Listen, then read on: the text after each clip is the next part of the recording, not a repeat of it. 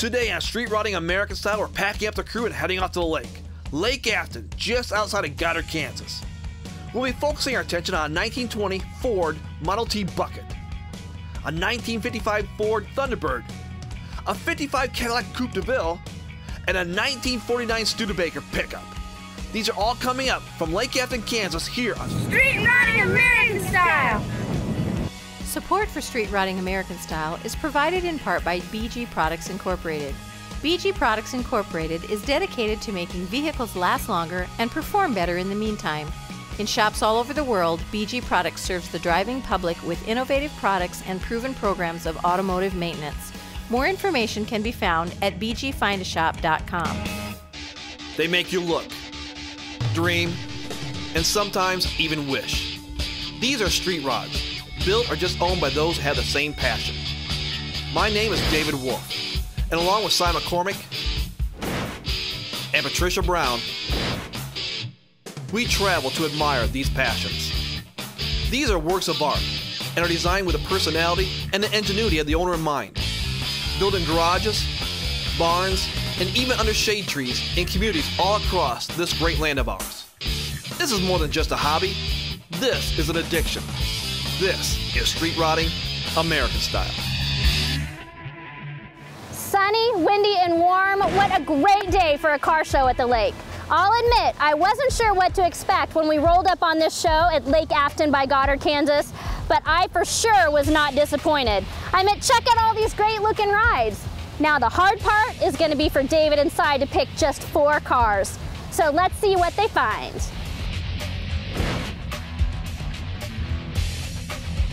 Kim, I love these. I love the buckets. I just think they're so cool. But tell me exactly, what are we looking at here?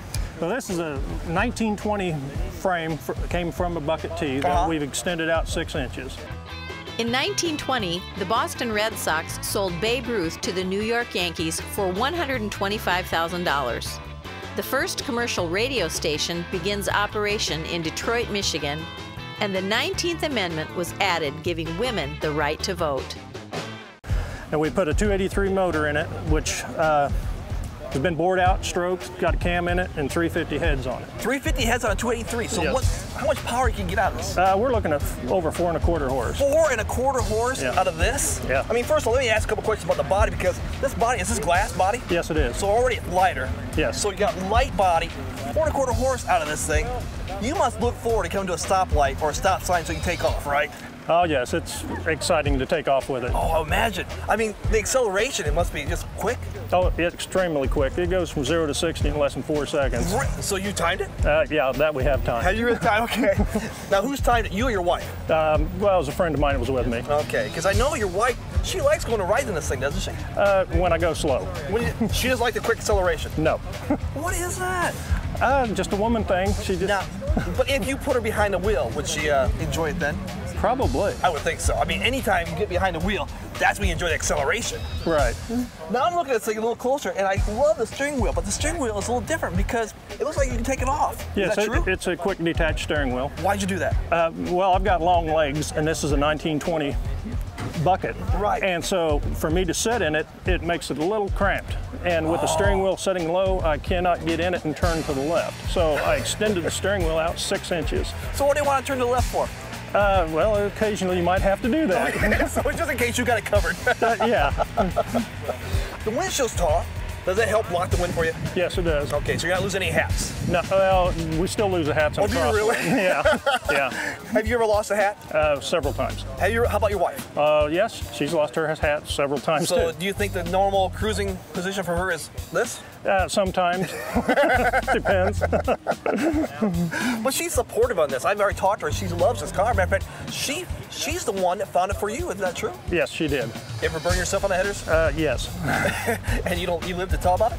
Yeah, you have brown marks, spots all over. But your wife, she's smart enough. She has never burned herself on this. Yes, she has, and she's let me know. In a firm way or a loving way? Both. It depends on her mood. I'm also looking in the back here. You got a trunk that you kind of build in the back here too. Did that come with the car, or did you build that? No, I built that. My wife wanted that so we could put things in it because there's no room inside the bucket. Oh no! So we have to have some room when we travel to put our belongings in.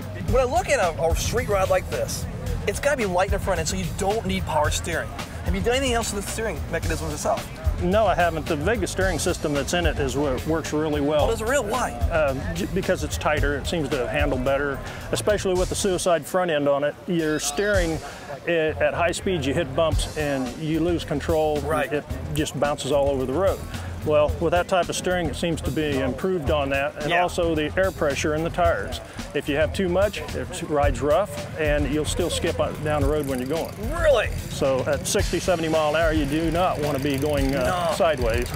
Now explain to me what suicide front end is. But that's basically the front end we have on this. There's no front bumpers. It's got just no shocks on it, just a spring and the suspension. So the first thing it's going to hit will be the tires? Yes. Nothing else? Yep, and it's liable to come right over the top, and you're going to be the next thing it usually gets. Suicide? Yes.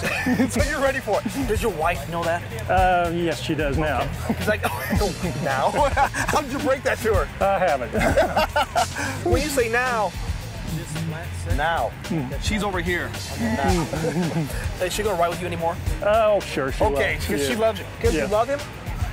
She's giving a yes. Well, can you do me a favor, Kim? Sure. Can we hear this bad boy? Sure. That'd be awesome.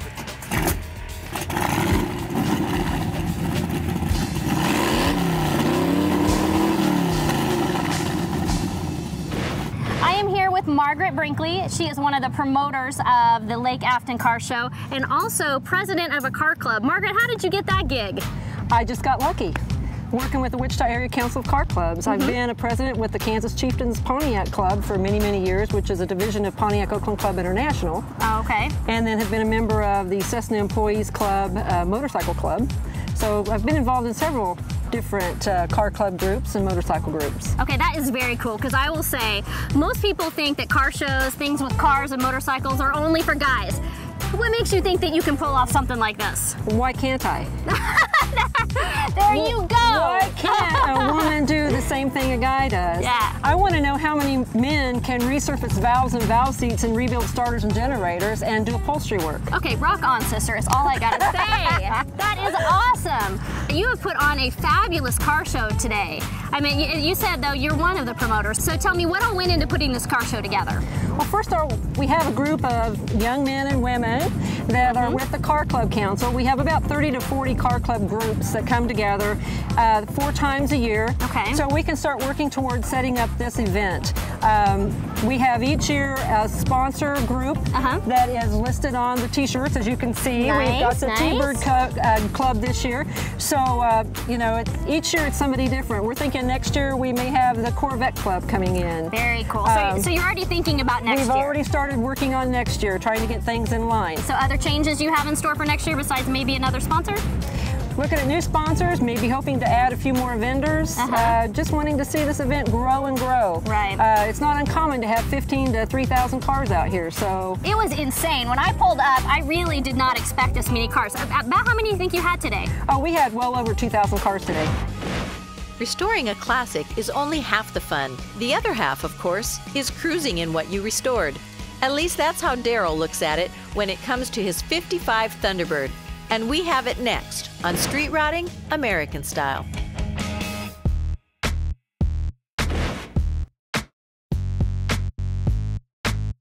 We're out here at Lake Afton in the thoroughfare of all this traffic. Everybody's come through with a ton of hot rods, ton of rat rods, ton of street rods, all types of customs. This thing jumps out at me like never before.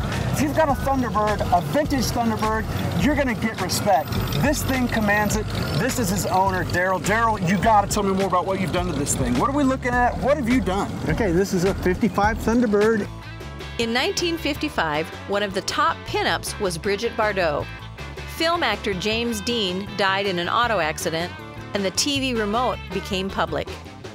Pretty much, it's just a frame-off body restoration with a few little trinkets added. Frame off. You took it all the way apart and built it from the scratch up. I had time on my hands years ago, and yeah, we just went to the floor. How many years are we talking, man? About 36. Got it in 1976. Did it take you 36 years to get it up and running? Now, we had it going in '89. Took about 13 years to get it running, and at that time, I thought doing it was the fun. I didn't realize it was going to be quite as much fun to enjoy it once we got it going. Why did it take you 13 years to build it? We had a family. That kind of slows us down, doesn't it? That's going to slow things down. As I said, my oldest boy is the reason this happened. He was born in '77, and he had a baby already, and he's got a '57 Chevy he's been working on, and he's going to find out. It's exactly what it takes 13 years. You got to wait too, buddy. You know, that's really inspiring for me because I've got a family. I'm sure a lot of other guys have families.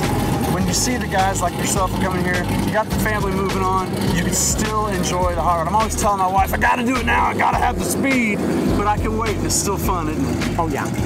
Now, this is something that if you're having a bad day, you can go out and get in it and drive to the McDonald's, and you feel better. You just feel better. Automatically feel better. I imagine you get a lot of people checking you out. Occasionally. Probably aiming towards you, too, from Sagaka. Just sometimes. Now, my wife always likes driving it without the top on because when you pull up to a stoplight, people want to talk to you. I mean, it's like you're an open window there. They just want to talk to you at the stoplight. What's the first question they always ask? Well, it's always, nice car, what year is it? Yeah. Daryl, this thing is radical. All right, no doubt about it, it is radical. I've seen a lot of Thunderbirds. I'm sure that you get some beef from the purists around here because you're setting so low and you've done some things that aren't really traditional. Do you ever get any beef from the purists? Occasionally, yeah, they don't understand some things, but as I tell them, I put a tilt column in because they're not easy getting out.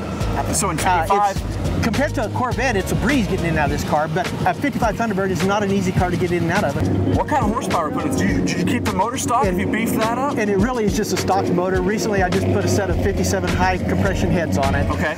It does have the Blue Thunder aluminum intake manifold, set of headers, and a modern carburetor with a 57 distributor. 55, 56, they use what they call a Lodomatic, and you're not supposed to be able to put a modern carburetor on those distributors because the vacuum advance is not right. So I gotta ask, it looks fast. And you got a lot of other club members around here. They ever try to give you a run for that money and see how fast we can get through those 3 gears? They could probably outrun me. They could probably get better gas mileage than that. That's more what they would be concerned about. We've gone on a lot of tours where we fill up with gas and then we all stop at the same place to see who's using the most gas at that point. My car never wins that one. You're always eating the gas. So if they can outrun you, there's got to be a little bit of drive down deep in that hot rod heart of yours to want to get up and go a little faster. Do you have any intentions of going and put some more meat on this motor? If you've got a car that goes fast, the tendency is to go fast. And if you got a car that's just kind of a sleeper, just kind of creeps along, you don't get tickets. It's much easier life for me. Now you mentioned the word sleeper, stock motor, but it's a T-Bird. So could we call it a sleeper? If we wanted to get up and run, we could, couldn't we? And it's a lightweight car, and it was had a little more power than the stock Ford did, but it's not going to win any drag races. It's just a fun car. Daryl, you've got Nevermore on the back on the tag on this thing. What does that mean? It had a dual meaning. First meaning was, of course, that I wasn't ever going to do anything like this again. I wasn't going to take a car down to nothing. All the way down once is good enough. Once was enough on that. But did you do it again? Well, we've done it a few times. We had 3 sons, and they've all got their own cars, pretty nice cars.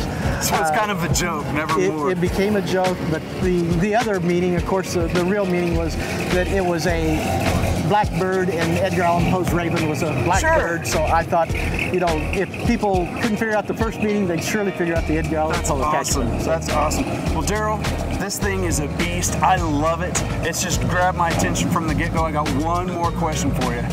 Can we hear this bad boy? Oh, yeah. Let's fire it up, man.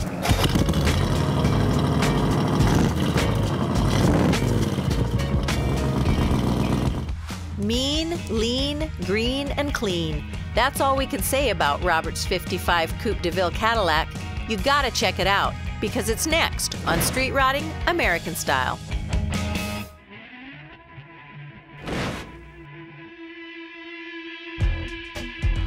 Robert, sweet looking ride. This is really a throwback for me because of the fact that this is so original. Tell me, what am I looking at here? You're looking at a 1955 Coupe de Ville 62 series.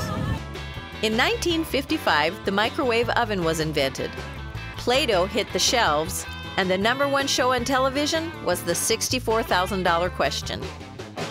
And the top is actually a different color than the bottom, but you get 20 feet away, Yes. you don't see it. I noticed that because when I got to it, this has more of a metal flake finish to it. This is more of a satin finish to it, which is really clean. What color is this? This is called Wedgwood Green Light. Okay, not just a Wedgwood Green. No. Wedgwood Green Light. We got to make specific of that. Just like a stoplight. If you look at a stoplight, the green on a stoplight looks like this. And was that the purpose when they made this color? I don't have any idea. Hey, it works anyway. Yeah. Because green means go. I bet you this puppy really goes. It will go. What is under the hood? It's got a 331 cubic inch Cadillac V8.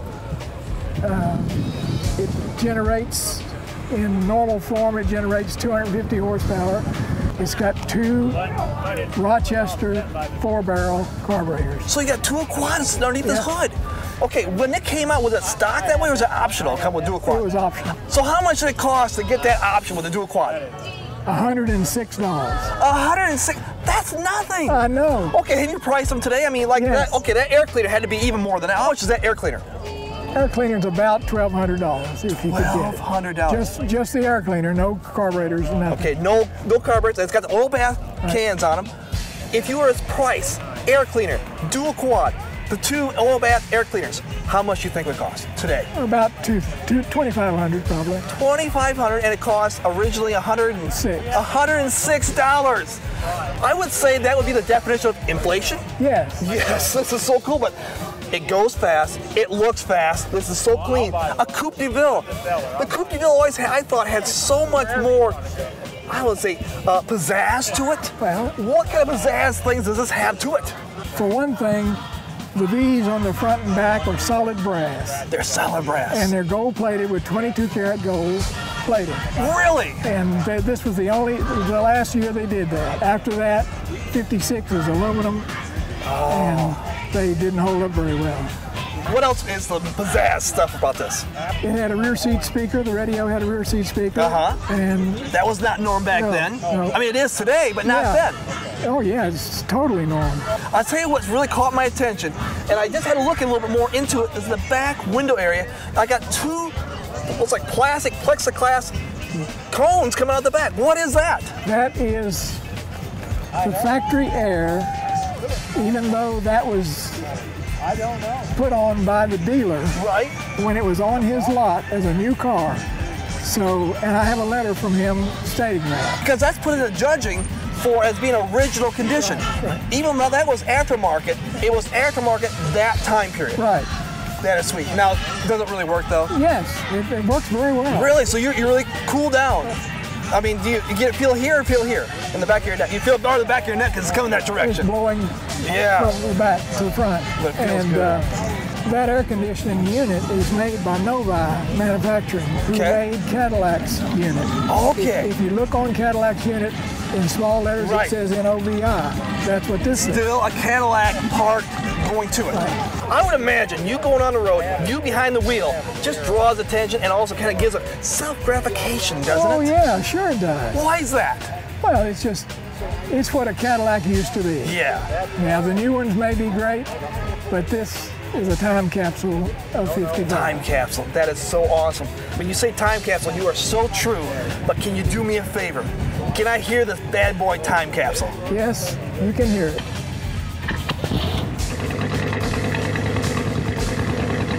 Okay, Margaret, this is one of the first car shows, I think the first car show that I have ever been to without some type of registration, fee, tent, something like that. Tell me how this works. Well, basically, you just have people come in and show their cars. They're in a competition all the time when they go to events. Almost every weekend. This allows them to come out and not have to worry about polishing their cars every 5-10 minutes. Yes. And they can actually let the dust set and enjoy the day and talk with their friends and learn some more about other car groups. So it's just the true form of showing off your car. Is that correct? Exactly. Cars like and trucks. Show and shine, and motorcycles, because we don't want to forget our motorcycle people, because we really respect everyone that comes out here and appreciate their attendance. And that's something I really noticed about this show is everyone was very relaxed. They were all sitting out, enjoying each other's company, enjoying all of the rides that came out today. And it was just a really great atmosphere. How long have you done this? Actually, I started with the Wichita Council back in 1989. I was the first president back when Geraldine Ferraro was running for president of the United States. I decided to run for president of the council. People ask, why would you do that? Well, why not? Let's get this going. There you go. Little girl power. Little girl power.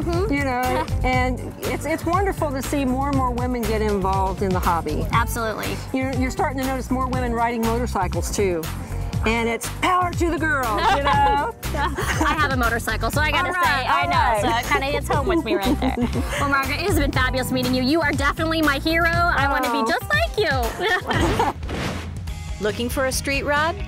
Then start checking out the local barns. That's where Jim found this 49 Studebaker pickup, and it's coming up next on Street Rodding American Style.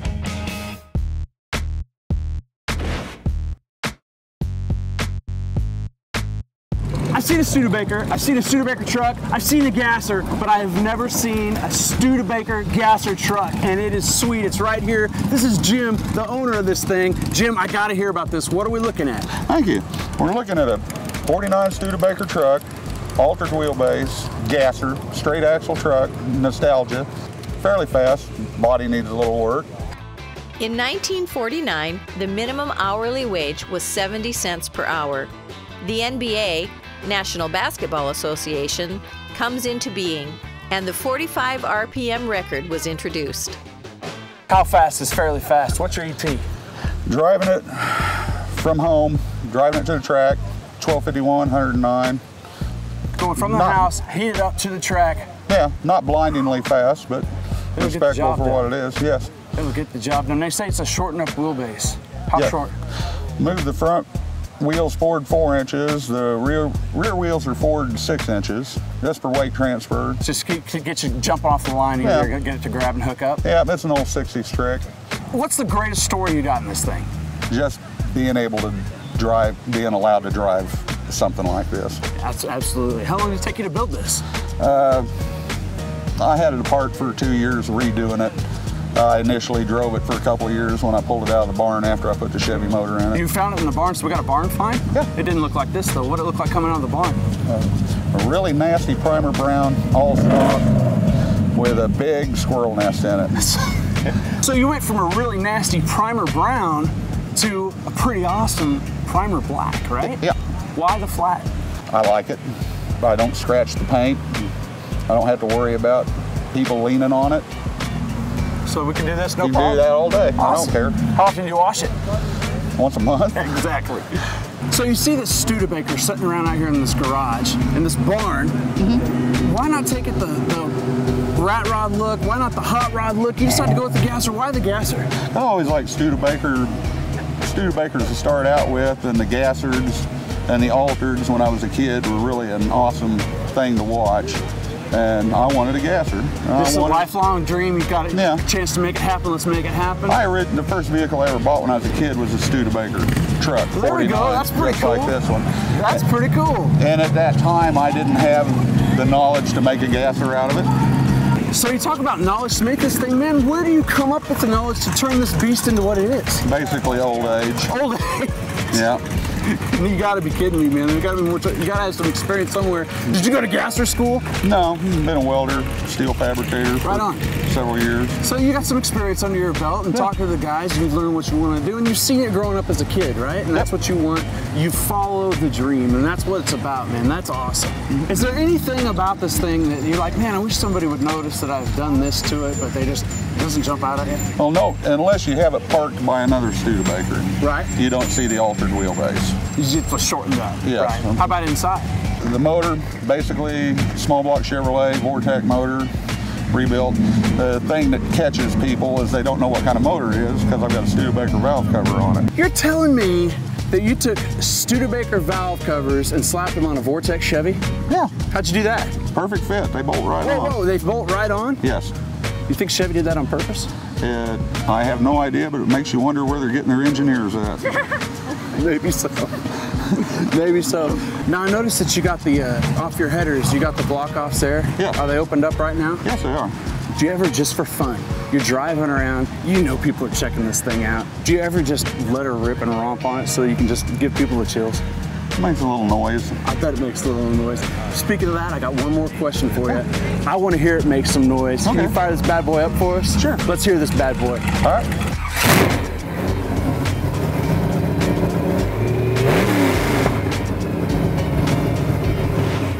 Like I said in the beginning, I was not disappointed when we pulled up to Lake Afton. And how more not disappointed can you be? By pulling out in a Lamborghini. David and Cy, eat your heart out.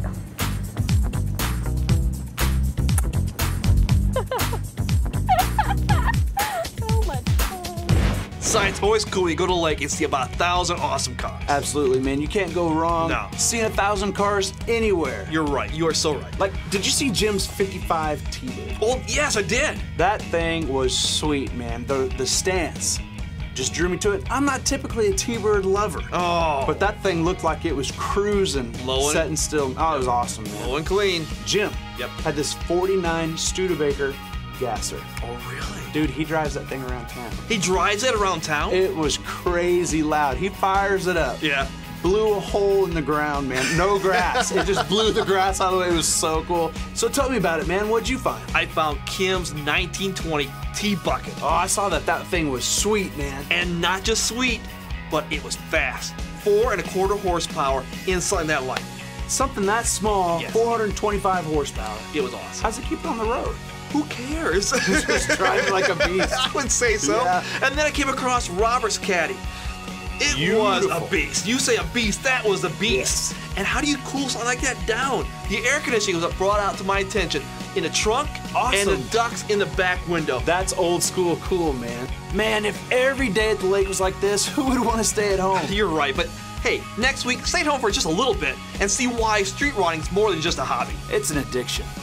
Support for Street Riding American Style is provided in part by BG Products Incorporated. BG Products Incorporated is dedicated to making vehicles last longer and perform better in the meantime. In shops all over the world, BG Products serves the driving public with innovative products and proven programs of automotive maintenance. More information can be found at bgfindashop.com.